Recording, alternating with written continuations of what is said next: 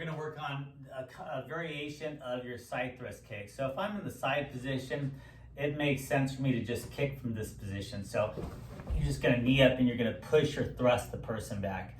If I were to be squared off, it makes more sense to do a front thrust kick without having to move my hips. So if I'm in squared off position, right, just relaxing and non-threatening position, and I don't realize there's a fight coming, but then I see something coming, it takes me a long time to go from here to there into that side. So it makes more sense for me to just do the first one with the side thrust kick.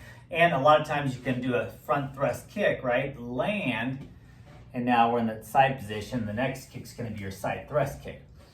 However, we're gonna digress a little bit from there. I just wanted to get you that idea where you're more sideways. We're gonna do a drop side thrust kick. So in a perfect world, you know, the unexpected is going to happen. We have different level terrains of grass and logs, gravel, asphalt, vehicles, parking lots, different weathers, different slippery surfaces. You got oil spots in the ground. You've got slick ice, that type of thing. So there's many chances where when you're in a fight situation, you may be running this way, that way, or whatever, but it is possible and plausible that you may slip, trip, or fall in some variation. Or you might just kick the person, whoosh, lose your balance, and then fall as a result. Then that person or their partner comes into multiple attacker scenarios and comes at you, and you got to be able to execute some type of strike or stop block while you're on the ground to buy yourself time, because we don't want to hang out on the ground. Especially if you have effective kicking abilities, you want to stay in the range that works for you. So I'm going to just show you a couple variations I want you to practice with. Again, I don't want you to start from here. Later on, you'll practice from the squared off position to the front thrust, to the side, and then you're here, and then we'll go to the drop, but we're going to start from here. So if I were to slip and you're executing a strike midway, or you fall down as a prerequisite to it, I fall and I kick right away. You don't want to waste a lot of time. You want to be able to buy yourself time to get back up and keep them from advancing inward.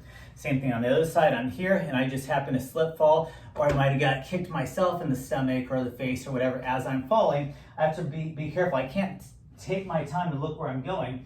I have to be reactive. I have to kind of break my fall. I get hit, and you got to be ready to execute that drop side thrust kick. Another variation is I might just be on my knees.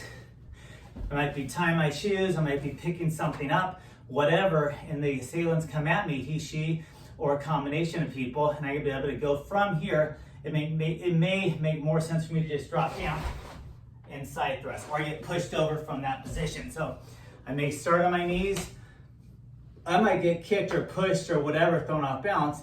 Maybe they shot me. You know, you never know. One person's shooting you from way over there and the other person's rush at you. So it could be any scenario where we got flying objects hit us, we fall down, or we just slip ourselves. So from this position, I fall down and I side thrust it.